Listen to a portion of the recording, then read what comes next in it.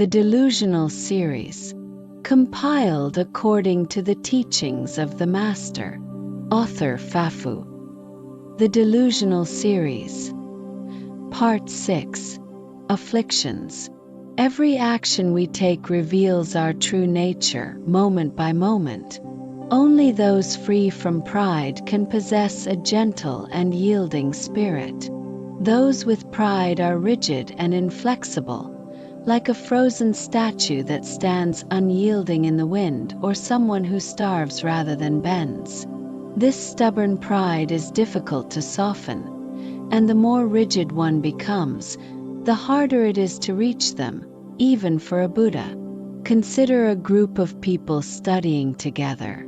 If everyone demands respect and obedience, what will happen? If everyone is stubborn and resistant, how will progress be made?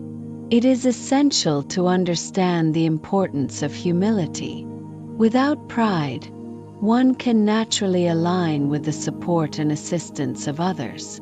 The more proud one is, the less likely others will approach them. While rigidity is challenging, pride is like a spiky ball, a hedgehog armed with steel. It pricks and wounds others with its sharp edges. The problem is that you don't know when or what kind of afflictions you have. In essence, every individual is a manifestation of affliction. You might deny having any, but the very act of denial is itself an affliction of pride.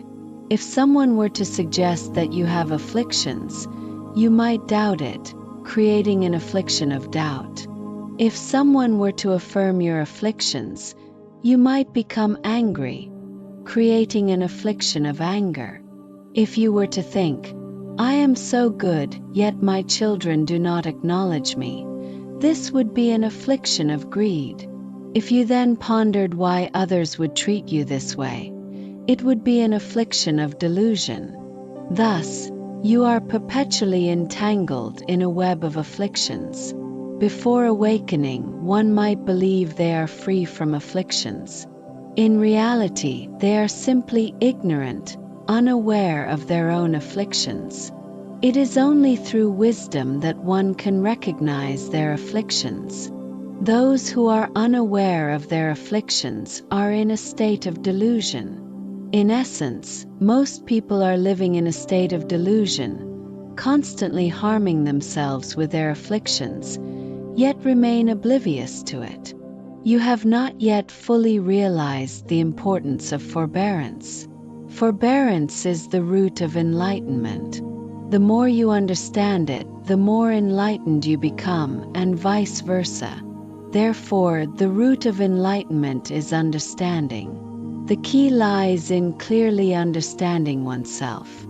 Delusions are the aggregate of all afflictions, the command center, and the weaver of our experiences. Thus, we must focus our attention on delusions. For instance, why does someone crave a particular food? Because it tastes good. How do they know it tastes good? Because they have experienced that sensation before. This is why sensations are so crucial. Delusions arise from sensations.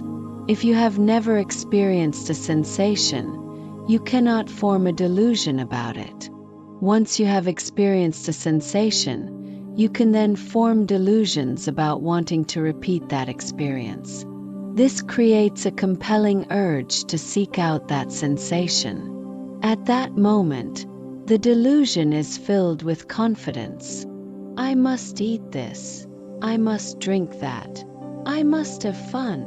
By examining delusions, we can see that they are constantly drawing upon our past experiences.